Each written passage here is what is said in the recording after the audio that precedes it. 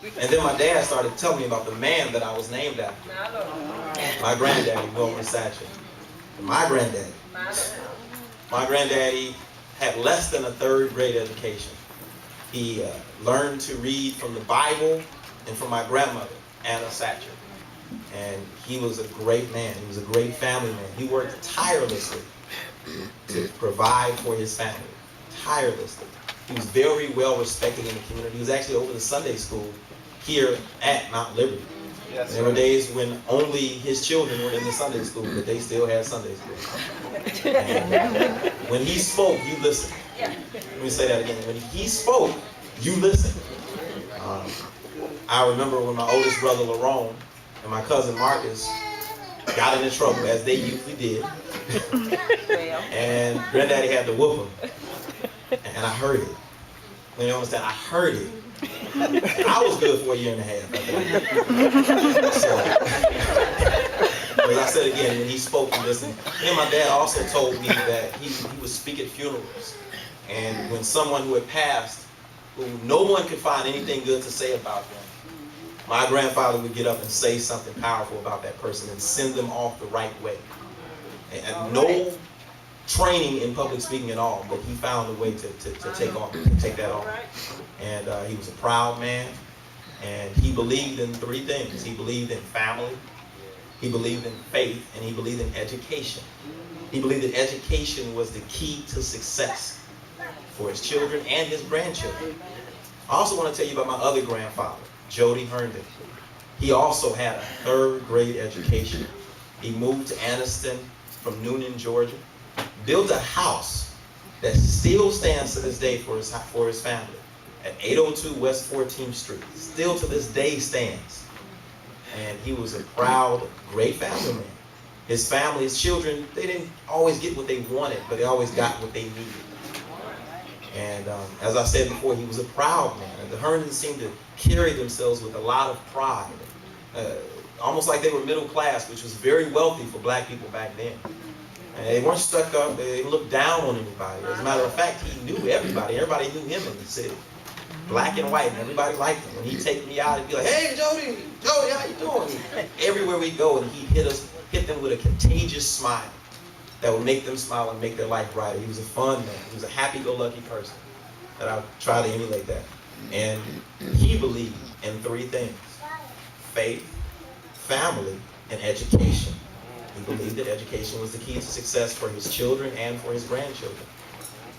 As a matter of fact, I remember bringing my report card to Annistion to have to show my grandparents or call them on the phone and tell them what kind of grades I got.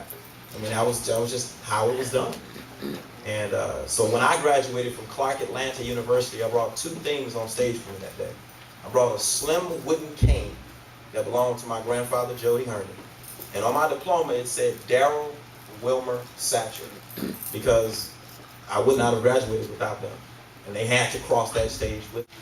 Now, there's some things that I learned from my grandfathers.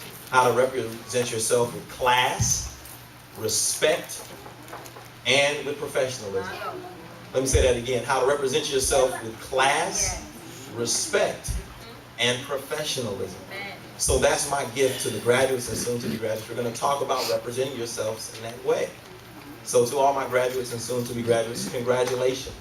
You are now business women and businessmen. You own your own business. You are entrepreneurs. What is your business?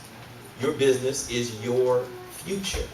And we have to make sure that you invest wisely into your business, your future. So in business, a lot of times, some people are demoted, some people are promoted.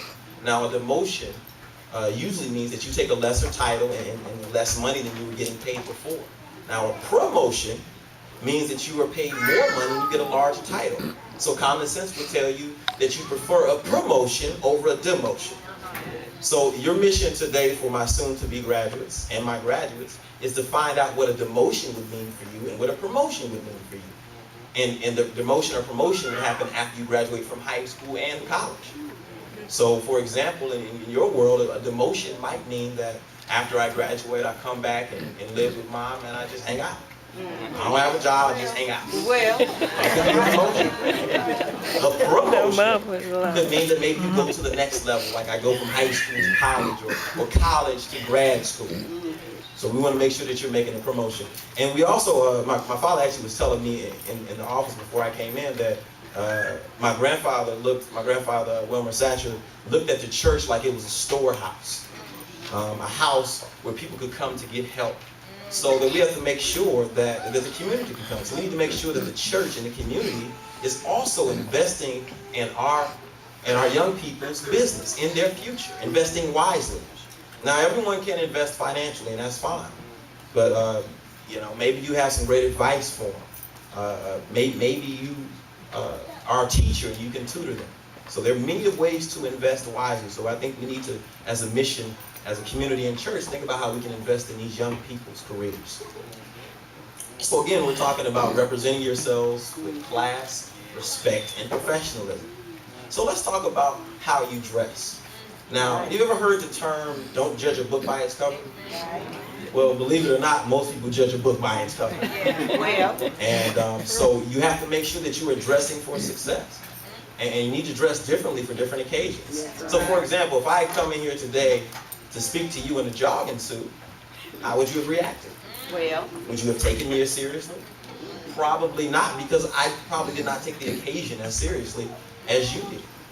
So you make sure that you dress for success. Right. Now, I talked to a few different professionals about this matter to get an idea. Young people, older people, doctors, lawyers, computer specialists, even some actors, about dressing for success in the professional world. And so from that, I came up with something that you could do to dress for the professional world. By the time you get to high school, each young person should have at least one business suit. Ladies and gentlemen, one business suit. And we agreed that the best color for that business suit would be a navy blue business suit. For ladies, you could wear a jacket, a shirt, matching. They have three-piece suits that matches, even with slacks or with a skirt. If you had a skirt, pantyhose, with a conservative heel, navy blue. Gentlemen with a navy blue shirt. Suits, white shirts are usually the best, but you can get away with yellow, pink. Make sure the tie matches. Make sure the tie matches. I'm big on matching. But that's what you should have. And we, as we said before, we understand that some people are having financial problems. But that's when the church, the storehouse as my grandfather would call it, would come in to help with those type of situations.